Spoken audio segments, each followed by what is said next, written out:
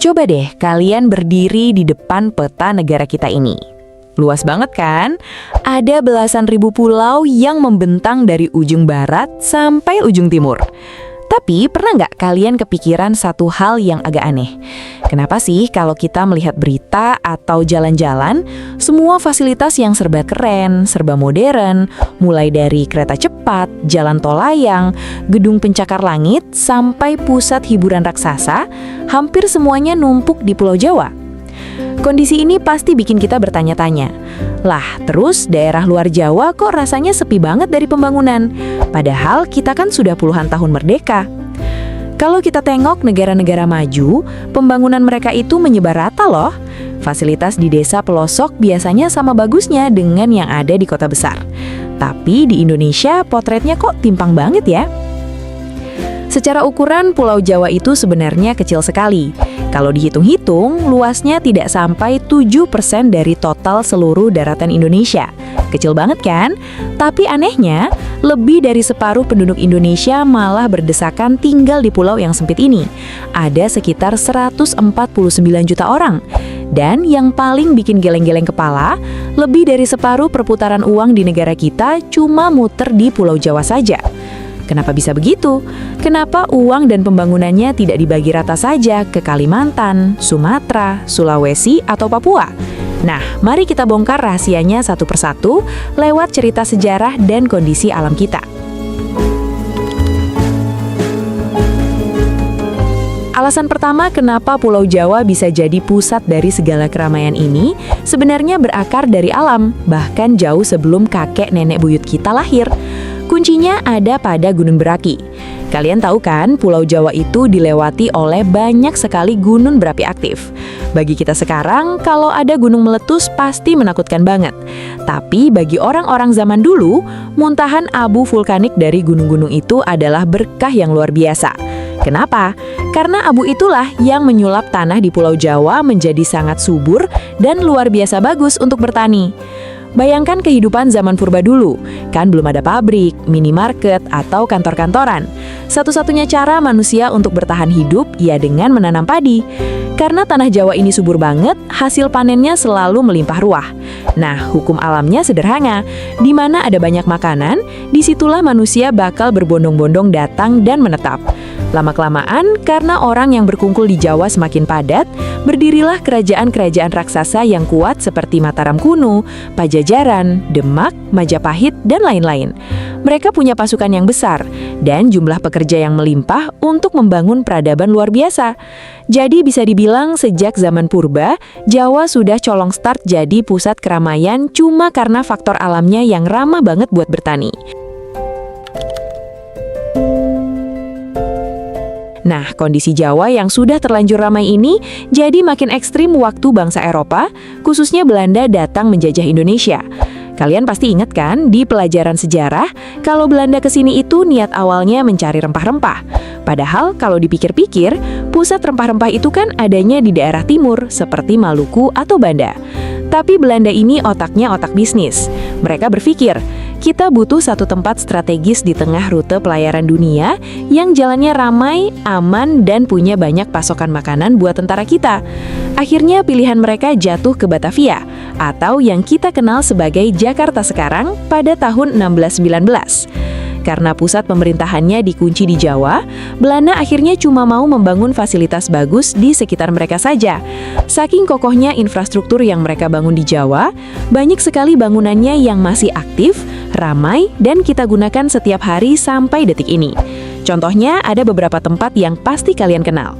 Stasiun Jakarta Kota atau BEOS yang masih melayani penumpang setiap hari. Gedung Sate di Bandung yang hingga kini menjadi pusat pemerintahan Provinsi Jawa Barat. Pelabuhan Tanjung Perak di Surabaya yang tetap menjadi salah satu pelabuhan terpenting di Indonesia. Gedung bekas De Java Cebang di Jakarta yang kini dikenal sebagai Museum Bank Indonesia. Dan itu baru sebagian kecil saja, masih banyak peninggalan infrastruktur era kolonial di Pulau Jawa yang hingga kini terus dimanfaatkan oleh masyarakat. Ditambah lagi saat kejayaan rempah-rempah mulai memudar dan digantikan dengan tebu dan kopi, Jawa justru mengalami ledakan ekonomi baru.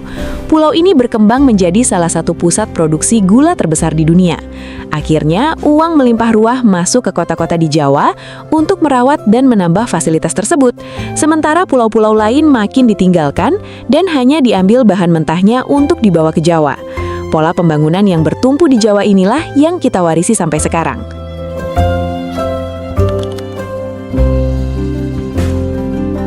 Mungkin kalian bertanya, loh setelah kita merdeka, kenapa ketimpangan ini tidak langsung dibereskan?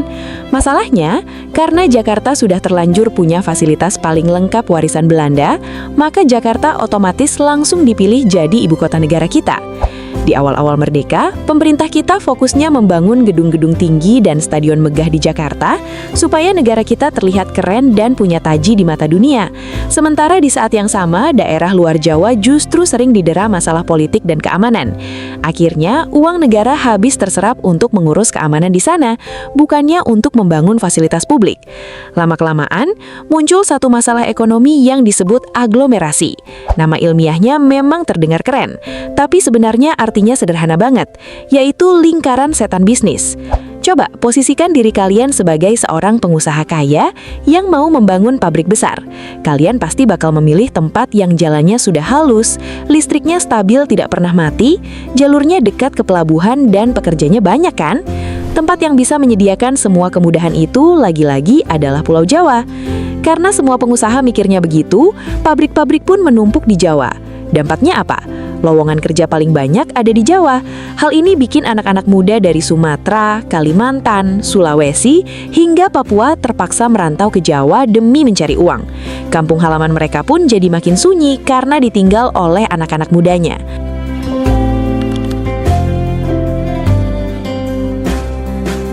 Terus, kenapa sih pemerintah kita tidak meniru negara maju saja, yang desa-desanya bisa sama hebat dengan kota besar? Jawabannya, karena geografi Indonesia itu punya tantangan yang luar biasa berat. Negara kita adalah negara kepulauan terbesar di dunia. Coba kalian bandingkan dengan negara maju yang daratannya menyatu dalam satu benua besar, seperti Amerika atau Cina. Kalau mereka mau menghubungkan seluruh kotanya, mereka cuma perlu membangun satu jalur jalan tol yang panjang atau satu jalur kereta api cepat tanpa putus di atas tanah. Jalur itu bisa dilewati jutaan mobil dan logistik dengan gampang. Tapi kalau di Indonesia, gimana? Setiap pulau kita dipisahkan oleh lautan yang luas dan dalam. Artinya, kalau pemerintah mau menghubungkan satu daerah dengan daerah lain, biayanya mahal sekali. Kita tidak bisa cuma membangun satu jalan tol darat. Kita harus membangun pelabuhan di setiap pulau, membeli banyak kapal laut besar, dan membangun bandara di mana-mana. Biayanya jadi berkali-kali lipat lebih mahal. Makanya, membangun di luar Jawa itu butuh keberanian besar dari pemerintah untuk mengeluarkan uang tanpa perlu memikirkan untung rugi dalam waktu dekat. Poin terakhir yang harus jadi pelajaran penting buat kita semua adalah soal cara kita merencanakan pembangunan. Sebenarnya beberapa tahun belakangan ini, pemerintah sudah mulai mendengarkan keluhan daerah. Mereka mencoba membangun fasilitas mewah bernilai triliunan rupiah di luar pusat kota, bahkan di luar Jawa. Tapi sayangnya, ada beberapa proyek besar yang setelah selesai dibangun malah berakhir sepi dan tidak terpakai secara maksimal. Contohnya bisa kita lihat sendiri. Ada Bandara Kertajati di Majalengka yang megah banget, tapi sempat sepi dari penerbangan komersial. Ada juga bandara di Purbalingga yang sempat kehabisan jadwal terbang, serta kereta LRT di Palembang yang menelan biaya triliunan rupiah, tapi jumlah penumpangnya belum seramai yang diharapkan. Kenapa bangunan semahal itu bisa sepi? Karena pembangunannya sering terburu-buru, cuma mengejar momen tanpa benar-benar memikirkan apa yang paling dibutuhkan oleh warga di sana. Membangun daerah itu bukan sekedar pamer gedung megah atau aspal yang mulus. Mewujudkan Indonesia yang adil dan merata adalah tugas besar kita semua di masa depan. Kita harus belajar memahami kalau setiap pulau itu punya kebutuhan yang berbeda-beda. Pembangunan yang sukses bukanlah pembangunan yang paling mahal, melainkan pembangunan yang benar-benar bisa bikin warga di daerah tersebut hidup mandiri, nyaman, dan sejahtera di tanah kelahiran mereka sendiri. Kalau menurut kalian, pembangunan apa yang paling dibutuhkan daerah tempat kalian tinggal saat ini? Apakah infrastruktur, timur, pendidikan, kesehatan, lapangan pekerjaan, atau justru hal yang lain? Tulis pendapat kalian di kolom komentar, karena siapa tahu pengalaman dan pandangan kalian bisa menjadi bahan diskusi menarik untuk video-video berikutnya. Sampai jumpa di cerita seru berikutnya.